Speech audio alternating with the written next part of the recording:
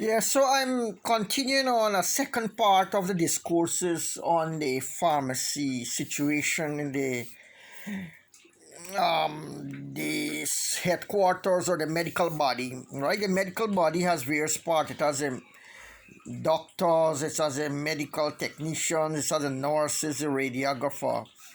It has the medics body, and these all protect, govern, define, support, continuing education. All these are involved in the various bodies. Right now, in the pharmacy body, we have code of ethics or certain conducts that we have to follow. Right, the pharmacy is always under the patronage of the pharmacist. Whenever he leaves the pharmacy, he has a key in his pocket. Right, long ago they had a system that was very strict with protection of the keys. You just can't leave it in charge of any and all body if you're stepping out. If the patient come to wait, and so this protection was there in the early days when I went to work at the health center, like 2004, 2005. It was still there. In fact, they were testing me because when a doctor from Cuba came, I was working. I think her name was Dr. Elizabeth. She said, "Why don't you leave the key with me?" And everybody was watching my behavior. And I said, "No, no, no, I can't do that." And they smile. They understand that the pharmacist must be strong because when you're playing with medications, you're playing with record keepings, you're playing with documentations. But you have to be very meticulous. But then the doctor, in his general statement, would say, bookwork, paperwork are not important. What is important is the medicine, the side effects, the use, the contraindications, and so on, right? These are important. So the doctor has a knowledge of these things. So they tend to want to control the pharmacy and they're dealing with the medicines. But they do not do the in-depth or as about medicine as a pharmacist would do. He has to know to change the chemistry of medicines, the compounds, to remove a covalent bond, to break a covalent bond, to break the hydrogen bonds, to create isomers, enantiomers, and so on, right? And in this way, we have a drug that might be modified and changed from one form to another. So there are technicalities of pharmacy that a doctor would not know, or he cannot, like pharmacognosy, the collection of plants to remove chemicals. We did that in right here in Guyana. In fact, we went to went on field trips to collect plants. There was a botanist from Natural Sciences who went with us to collect plants. Can't remember his name, but we had to take those plants and go through certain series of experiment, search for alkaloids, for tannins, for starches, for aromaticity, for volatility, for lipidous compounds, and so on.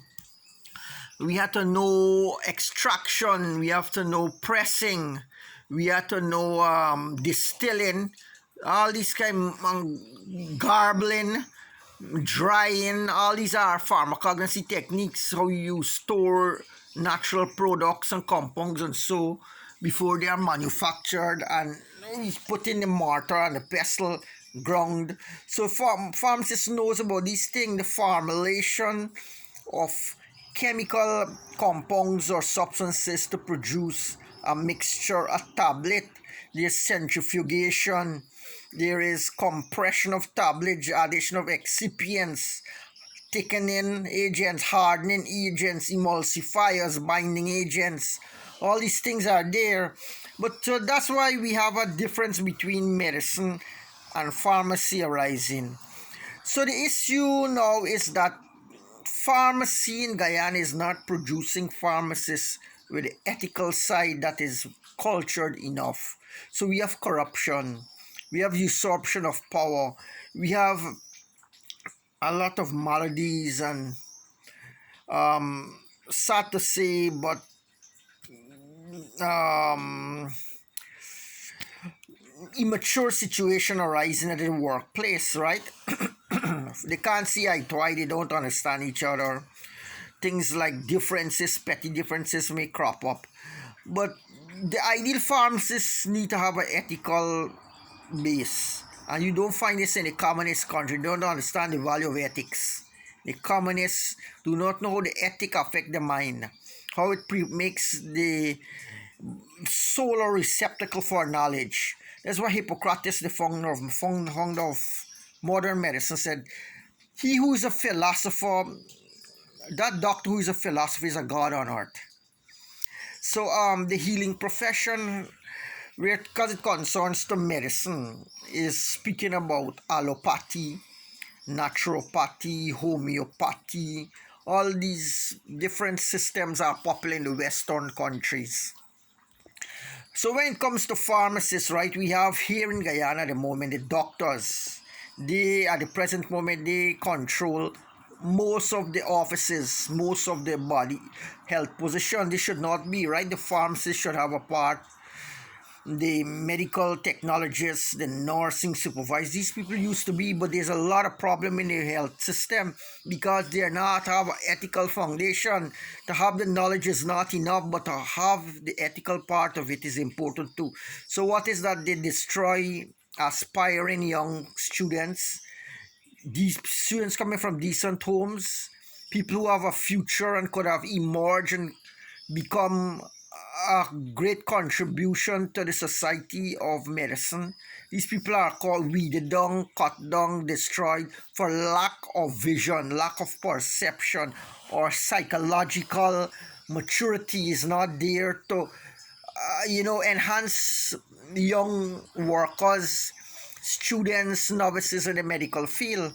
So when the doctor now has to come, he has to play a makeshift role as a pharmacist supervisor because there's not enough pharmacists who are matured enough to take care of the flock.